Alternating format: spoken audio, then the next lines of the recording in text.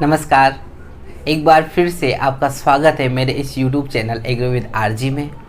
मेरा नाम है रघुवीर सुमन और आज इस वीडियो में चर्चा करेंगे सोयाबीन में सबसे बेस्ट कीटनाशक जो बायर कंपनी की सोलोमन है उसके स्प्रे टाइम में कि सोयाबीन में सबसे बेस्ट जो टाइमिंग कब रहती है, कितने दिन की सोयाबीन रहती है तब इसका स्प्रे करें।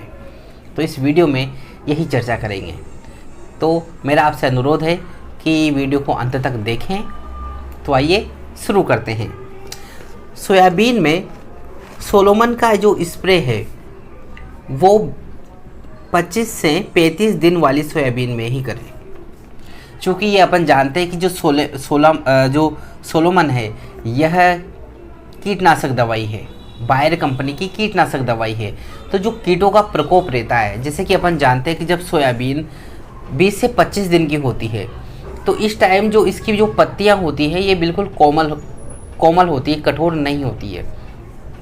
तो इस टाइम जब बरसात में जब कीड़े पैदा होते हैं तो ये जो कीड़े होते हैं ये सोयाबीन की पत्तियों को खाते भी हैं। जो कुछ खाने वाले कीड़े होते हैं वो खाते हैं और जो कुछ कीड़े रस चूसने वाले होते हैं वो रस भी चूसते हैं।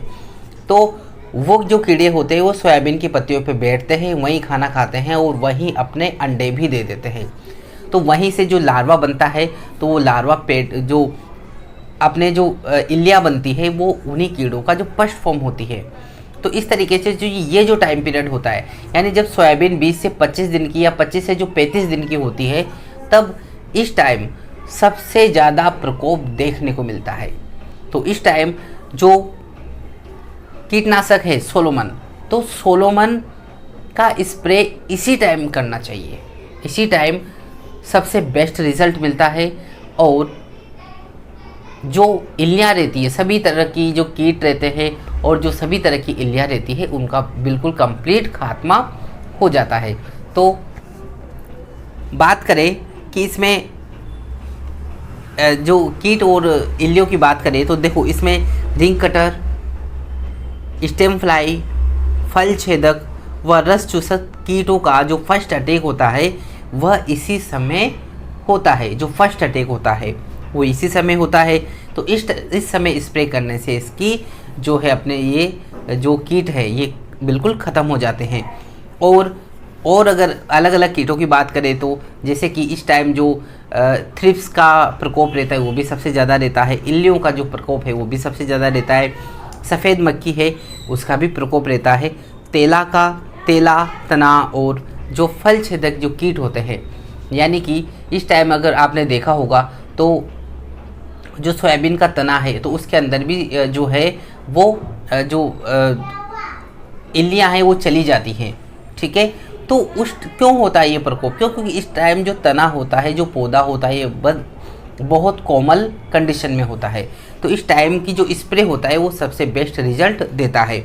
आगे बात करें, इसमें थ्रिप्स, इल्लियाँ, सफ़ेद मक्खी, तेला और फल छेदक कीट होते हैं और सेमी लूपर, तंबाकू की इल्ली, गर्दल बीटल, तना मक्खी, चने की फली, जो चने की जो फली छेदक इल्ली आती है वो, सफ़ेद सुंडी आदि का जो प्रकोप होता है वो इसी समय होता है। और बात करें सोयाबीन में जो सोलोमन का रिज़ल्ट है, अगर अच्छा रिज़ल्ट चाहिए तो मेरी बार बार यही आपसे अनुरोध है कि 20 से 25 दिन या 25 से 35 दिन की जब सोयाबीन हो तब आप इसका स्प्रे करें। इसमें जो बेनिफिट है सबसे अच्छा वो है कि आपकी सोयाबीन वैसे भी 25 दिन की हो जाती है, समथिंग 25 या 30 दिन की हो जाती है। और इसी टाइम जब प्रकोप आता है इल्ली वो कीटों का, तो जब स्प्रे करते हैं किसका, सोलोमन का, तो जो सोलोमन है उसका असर 15 से 20 दिन रहता भी है। तो इस तरीके से जो सोयाबीन है आपके 55 से जो है लगभग 50-55 दिन की हो जाती है। तो इस वीडियो में बस इतना ही कि आप जो सोलोमन का जो स्प्रे है वो आपकी 25 से 35 दिन की जो सोयाबीन है या जो 20 से 30 दिन की सोयाबीन है या 20 से 35 दिन के जो बीच में है, ये आप इसका स्प्रे करें और बेस्ट से बेस्ट रिज़ल्ट लें। तो इस वीडियो में बस इतना ही। अगर आपको ये वीडियो और ये जानकारी अच्छी लगी हो तो प्लीज़ सब्सक्राइब करें, लाइक करें, शेयर करें। धन्यवाद।